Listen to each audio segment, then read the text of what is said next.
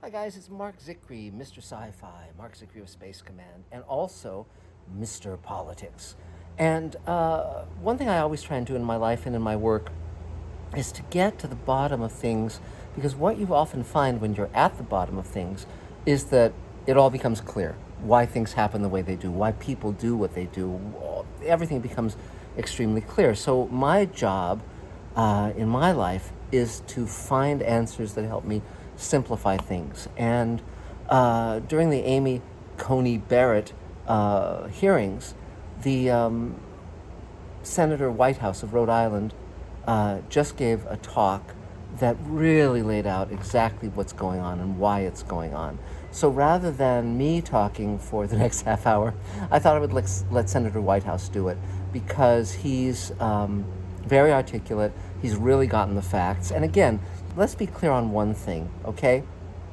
Uh, I don't agree that there is no such thing as truth and there are no such things as fact. I believe that there are interpretations of fact. That's a different thing. But I think there are actual things that happened. I think there are actual things that cause harm. For instance, I don't think it's debatable that Hitler wiped out most of my family during World War II. Okay, my grandfather, my aunt, my mother fortunately came to America. My mom was born here, and they survived. Everyone else in the family was exterminated.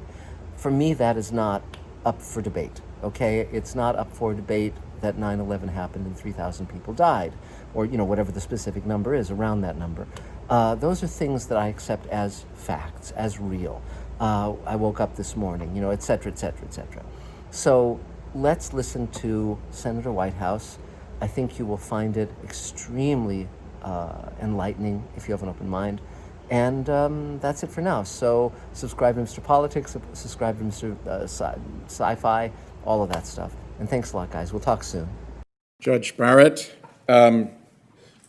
you can take a bit of a breather on your return to the committee, because what I want to do is go through with the people who are watching this now the conversation that you and I had when we spoke on the telephone.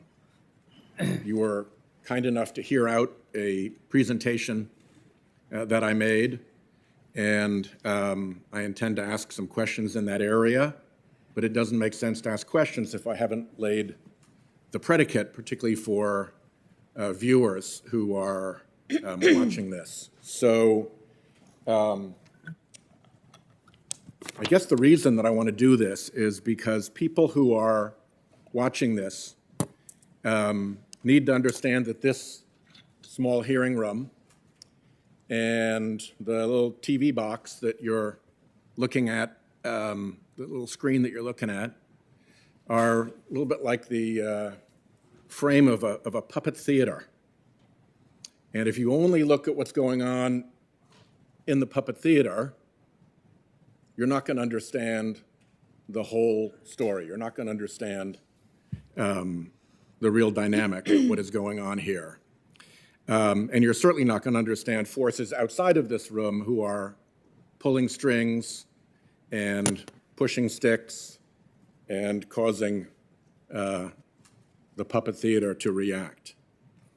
So first, let me say, why do I think outside forces are here pulling strings? Well, part of it is behavior.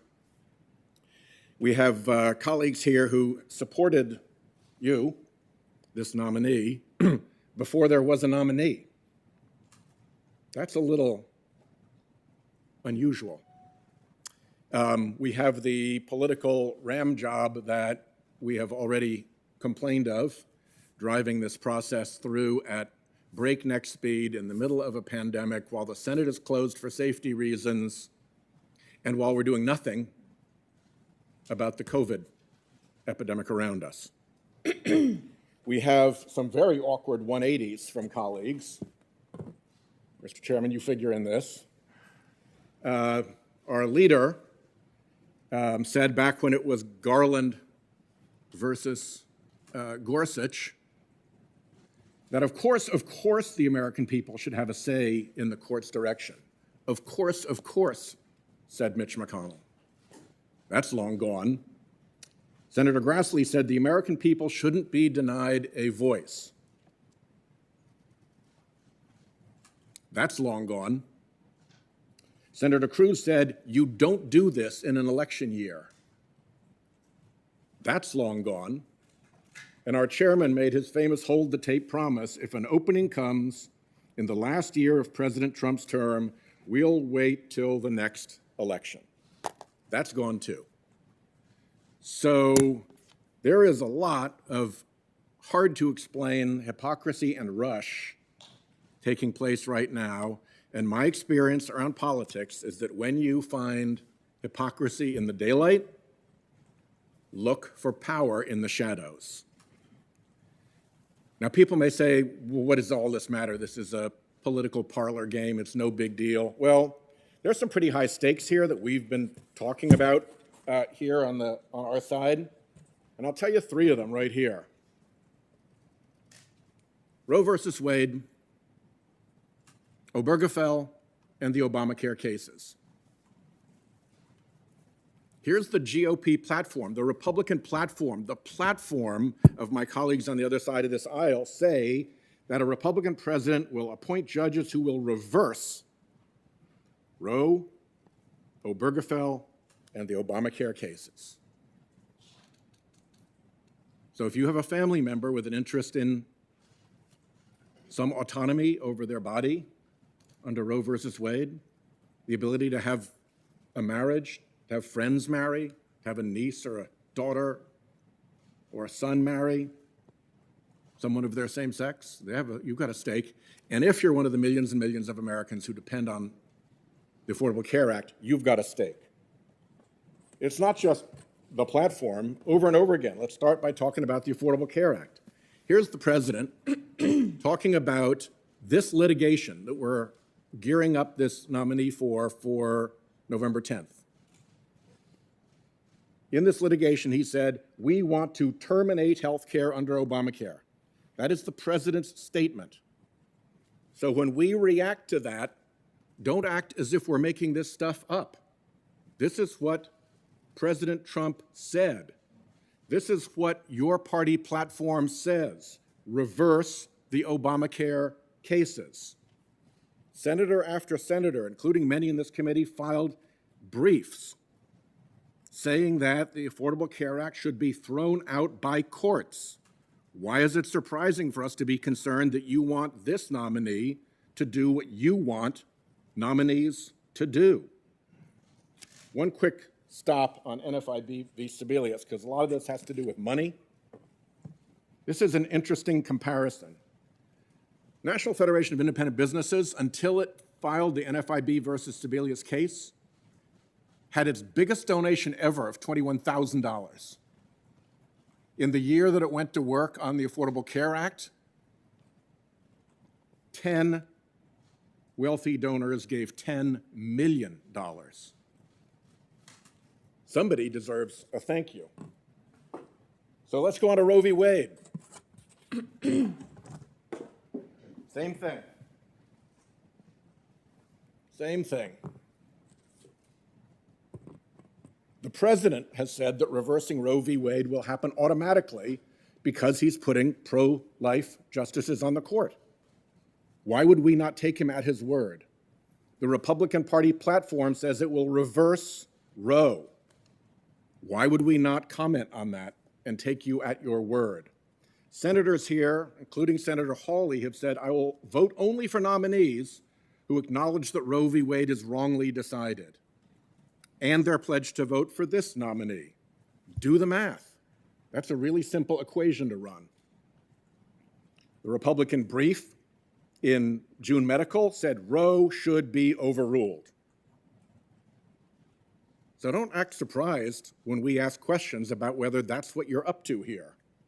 And finally, out in the ad world that you have spared yourself wisely, Judge Barrett, the Susan B. Anthony Foundation is running advertisements right now saying that you are set to give our pro-life country the court that it deserves. There's the ad with the voiceover. She's set. She's set. And then Roe, Obamacare cases, and Obergefell, gay marriage. National Organization for Marriage, the big group that opposes same-sex marriage, says in this proceeding, all our issues are at stake. Republican platform says it wants to reverse Obergefell. And the Republican brief filed in the case said same-sex relationships don't fall within any constitutional protection. So when we say the stakes are high on this, it's because you've said the stakes are high on this. You have said that's what you want to do. So how are people going about doing it? What is the scheme here? Let me start with this one. In all cases, there's big anonymous money behind various lanes of activity. One lane of activity is through the conduit of the Federalist Society. It's was managed by a guy named Leonard Leo, and it's taken over the selection of judicial nominees. How do we know that to be the case? Because Trump has said so over and over again. His White House counsel said so. So we have an anonymously funded group controlling judicial selection run by this guy, Leonard Leo. Then in another lane, we have, again, anonymous funders running through something called the Judicial Crisis Network, which is run by Carrie Severino, and it's doing PR and campaign ads for Republican judicial nominees. It got single $17 million donation in the Garland-Gorsuch contest. It got another single $17 million donation to support Kavanaugh. Somebody, perhaps the same person, spent $35 million to influence the makeup of the United States Supreme Court. Tell me that's good. And then over here, you have a whole array of legal groups, also funded by dark money, which have a different role. They bring cases to the court.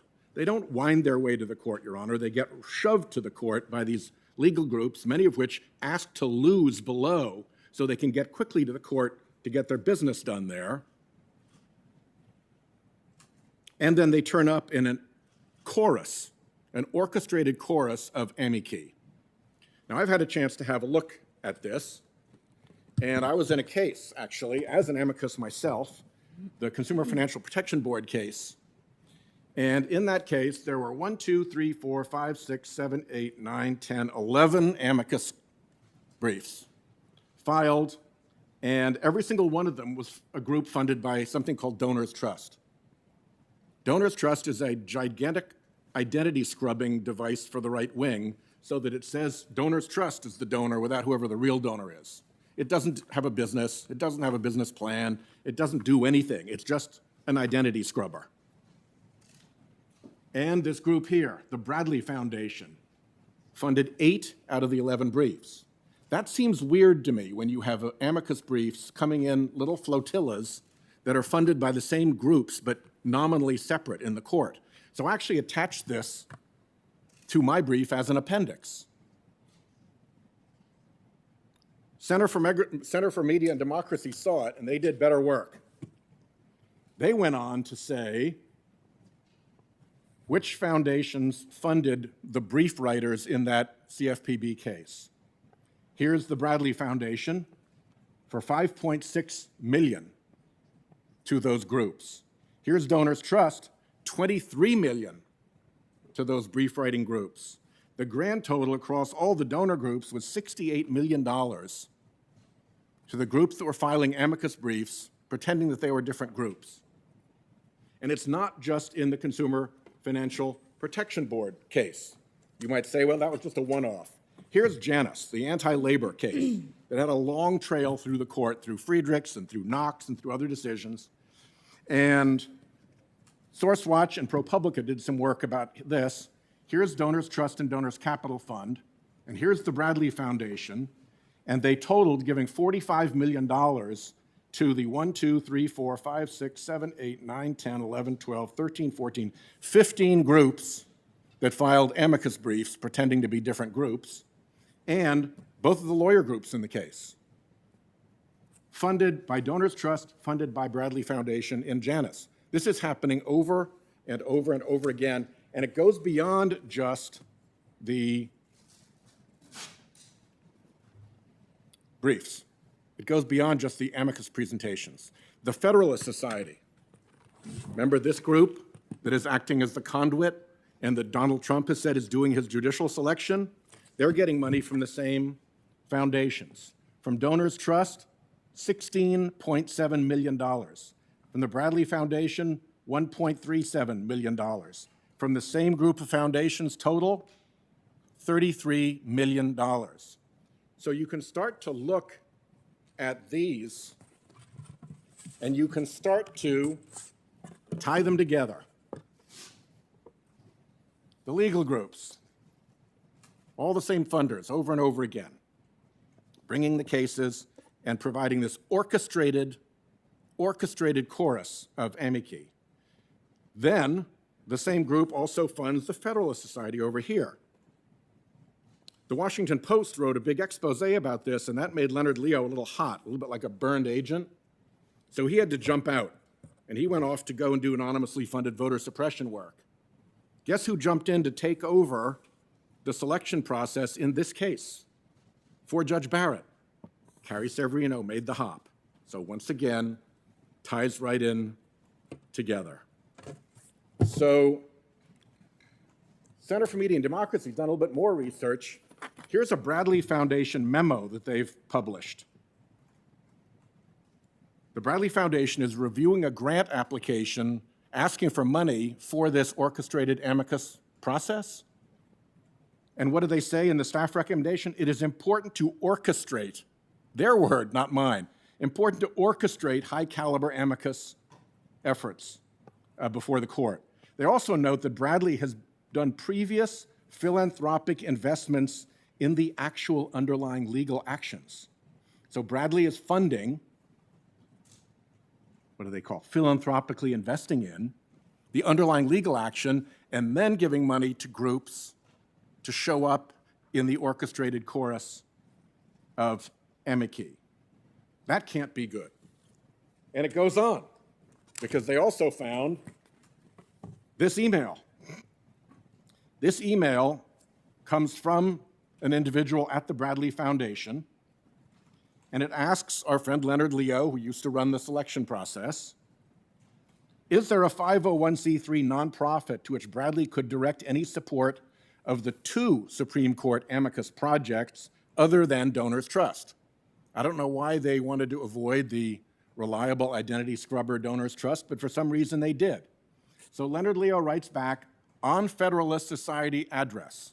So don't tell me that it isn't Federalist Society business. On Federalist Society, on his address, he writes back, yes, send it to the Judicial Education Project, which could take and allocate the money. And guess who works for the Judicial Education Project? Carrie Severino, who also helped select this nominee running the Trump Federalist Society selection process. So the connections abound. In the Washington Post article, they point out that the Judicial Crisis Network's office is on the same hallway in the same building as the Federalist Society, and that when they sent their reporter to talk to somebody at the Judicial Crisis Network, somebody from the Federalist Society came down to let them up. This, more and more, looks like it's not 3 schemes, but it's 1 scheme, with the same funders selecting judges, funding campaigns for the judges, and then showing up in court in these orchestrated amicus flotillas to tell the judges what to do. On the Judicial Crisis Network, you've got the Leonard Leo connection, obviously. She hopped in to take over for him with the Federalist Society. You've got the campaigns that I've talked about, where they take $17 million contributions. That's a big check to write, $17 million, to campaign for Supreme Court nominees. No idea who that is or what they got for it. You've got briefs that she wrote.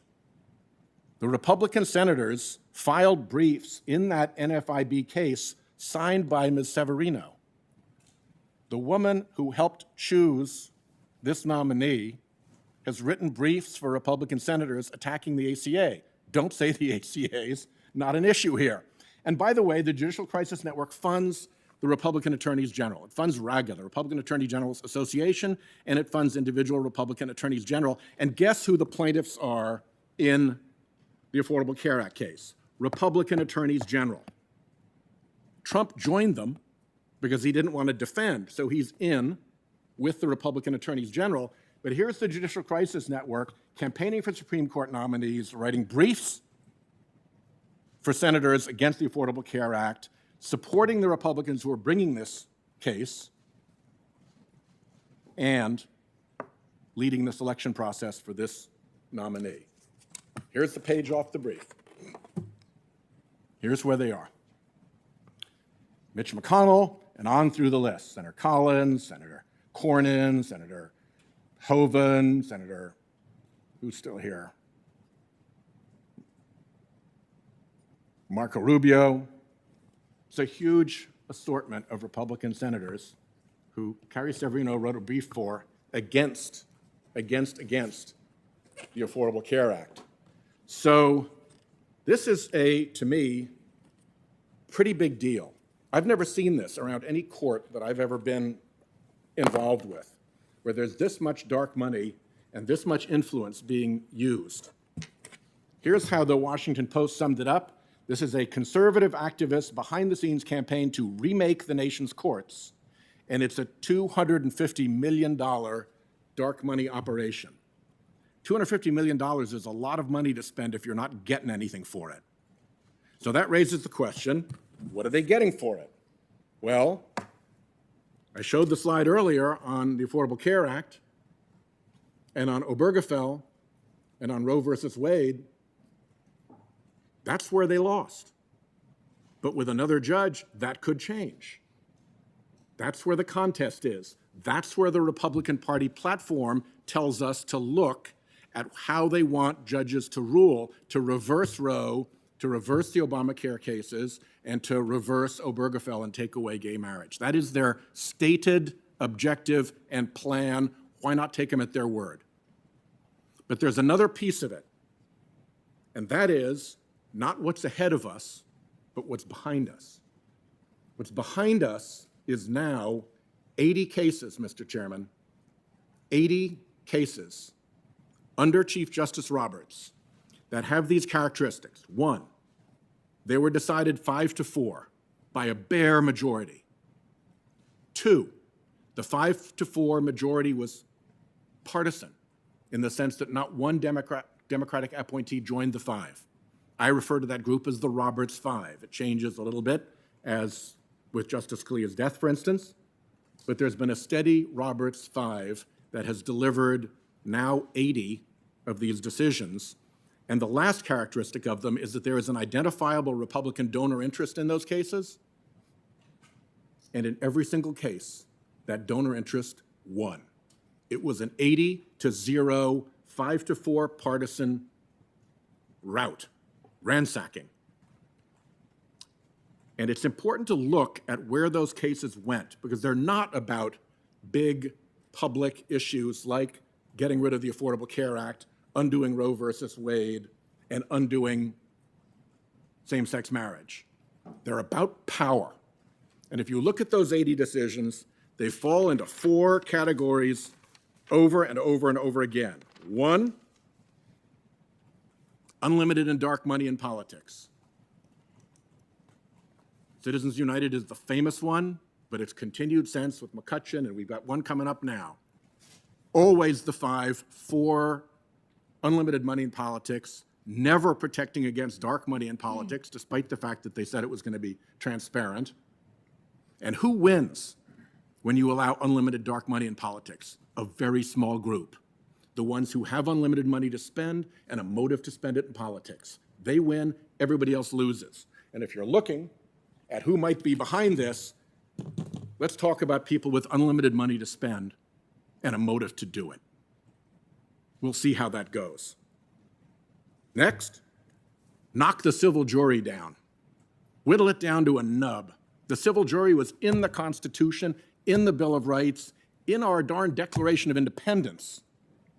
But it's annoying to big corporate powers because you can swagger your way as a big corporate power through Congress. You can go and tell the president you put money into to elect what to do. He'll put your stooges at the EPA. It's all great until you get to the civil jury, because they have an obligation, as you know, Judge Barrett. They have an obligation under the law to be fair to both parties, irrespective of their size. You can't bribe them. You're not allowed to. It's a crime to tamper with a jury. It's standard practice to tamper with Congress. And they make decisions based on the law. If you're used to being the boss and swaggering your way around the political side, you don't want to be answerable before a jury. And so one after another, these 85-4 decisions have knocked down, whittled away at the civil jury, a great American institution. Third, first was unlimited dark money. Second was demean and diminish the civil jury. Third is weaken regulatory agencies. A lot of this money, I'm convinced, is polluter money. The Coke Industries is a polluter. The fossil fuel industry is a polluter. Who else would be putting buckets of money into this and wanting to hide who they are behind donors' trust or other schemes? And what if you're a big polluter, what do you want? You want weak regulatory agencies. You want ones that you can box up and run over to Congress and get your friends to fix things for you in Congress. Over and over and over again, these decisions are targeted at regulatory agencies to weaken their independence and weaken their strength. And if you're a big polluter, a weak regulatory agency is your idea of a good day. And the last thing is in politics, in voting. Why on earth the court made the decision a factual decision, not something appellate courts are ordinarily supposed to make, as I understand it, Judge Barrett, the factual decision that nobody needed to worry about minority voters in pre-clearance states being discriminated against or that legislators would try to knock back their ability to vote. These five made that finding in Shelby County against bipartisan legislation from both houses of Congress, hugely passed on no factual record. They just decided that that was a problem that was over on no record, with no basis, because it got them to the result that we then saw. What followed? State after state after state passed voter suppression laws. One so badly targeting African Americans that the two courts said it was surgically tailored to get after minority voters. And gerrymandering, the other great control. Bulk gerrymandering, where you go into a state, like the Red Map Project did in Ohio and Pennsylvania, and you pack Democrats so tightly into a few districts that all the others become Republican majority districts. And in those states, you send a delegation to Congress that has a huge majority of Republican members, like 13-5, as I recall, in a state where the five, the party of the five, actually won the popular vote. You've sent a delegation to Congress that is out of step with the popular vote of that state. And court after court figured out how to solve that. And the Supreme Court said, nope, 5-4 again. Nope, we're not going to take an interest in that question.